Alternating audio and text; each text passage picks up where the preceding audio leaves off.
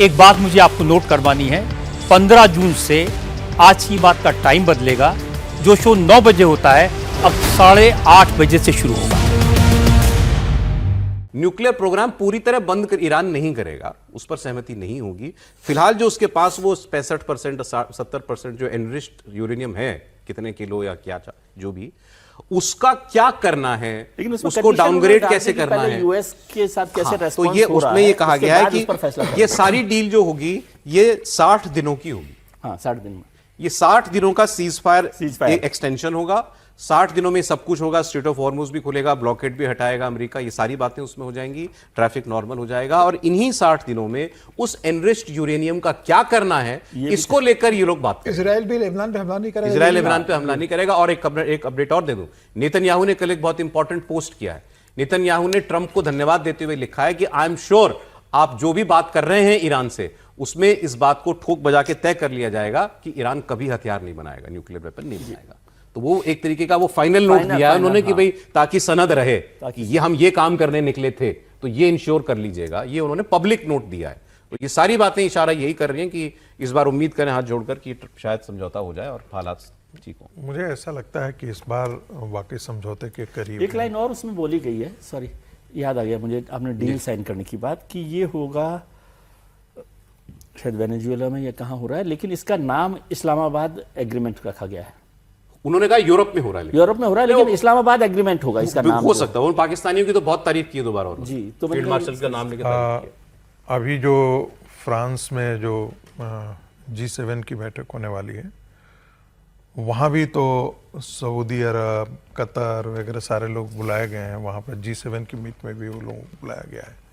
मुझे लगता है वहाँ भी ये सारी चीज़ें पहले बातचीत होगी, इस मुद्दे पर बातचीत होगी, उसके बाद ही जो है वो उनको शेयर किया जाएगा कि डील में क्या क्या चीज़ें हैं। ट्रंप इस बार जो खाड़ी के देश हैं उनको भी इन्वॉल्व करना चाहते हैं और इन्वॉल्व करके उनको बताना चाहते हैं कि एक्चुअली हम कर क्या रहे हैं।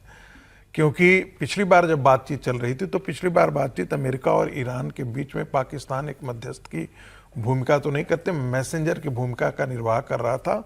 और दो तरीके से बात चल रही है, एक तो कतर के साथ एक अलग बात चल रही थी और पाकिस्तान के थ्रू अलग बात चल रही थी।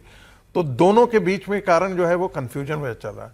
इस बार कहीं ना कहीं हाईएस्ट लेवल ऑफ डेलीगेशन जो है वो ईरान के तरफ से अमेरिका की बातचीत चल रही है, जिसके बाद ये कॉन्फिडेंस आया है। जोड़ दूं सर आपकी बात ने, आपने गल्फ कंट्रीज की बात की, बिल्कुल सही बात है क्योंकि सारे स्टेक होल्डर्स हैं इसमें। यूएई जिसने सबसे ज्यादा मार खाई है ईरान से इस युद्ध में, यूएई और ईरान के बीच टॉप लेवल पर पहली बार इस युद्ध के बीच में बातचीत ये भी इंपॉर्टेंट है। बिल्कुल बिल्कुल है।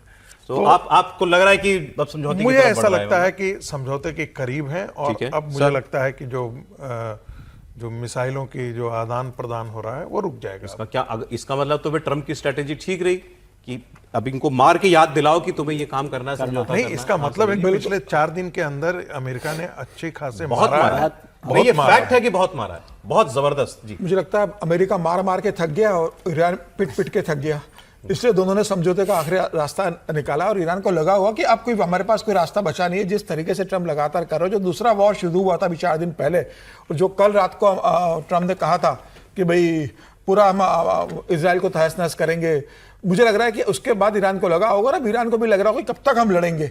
अब बेहतर यह है कि कोई रास्ता निकाला जाए और मुझे लगता है कि समझौता हुआ है, अब ये देखना है। लेकिन अभी भी ईरान ने यह नहीं कहा है कि हाँ हमारी पूरी बातचीत हो चुकी है और लगभग ये फाइनल है।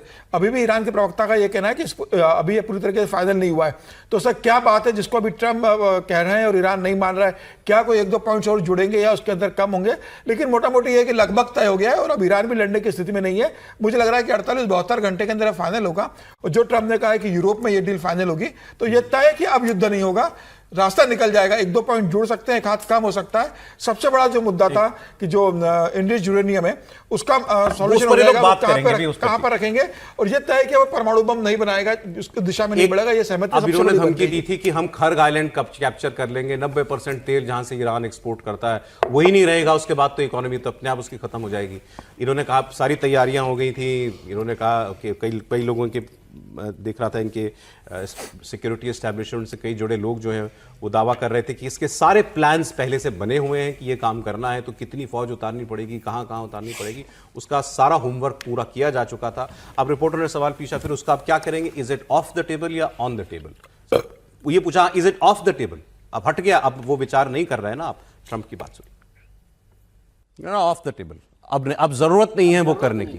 तो ये भी पॉजिटिव साइन है। नहीं पॉजिटिव साइन है, लेकिन इसमें ये भी देखना चाहिए कि ईरान ने भी, मतलब ये सच है और ये मैं बार बार कहता हूं कि नुकसान तो ज़्यादा ईरान का ही हुआ है और बर्बाद वही हुआ है, लेकिन ईरान भी जिस तरह से ट्रंप और अमेरिका के बिजनेस इंटरेस्ट को प्रभावित कर रहा था, और विशेष करके जो अमेरिकी कंपनियों को, जो पिछली बार भी हम लोगों ने देखा था, जब लड़ाई पीक पर पहुंची थी तो जितने अमेरिकी कंपनियां हैं उनके जो बड़े बड़े ऑफिसेस थे उसको उसने निशाना बनाना शुरू कर दिया था, जो एलन मस्क की कंपनियां थी वो निशाने पर थी। तो ओवरऑल कहें तो ये समझौता दोनों ने अपनी अपनी मजबूरियों के चलते किया है। ट्रंप बोलते जरूर हैं कि हमने पीट दिया, और सच बात है, मतलब मारा तो बहुत है, बर्बाद तो बहुत किया है, लेकिन दोनों को पता था कि हमारी लिमिट क्या है।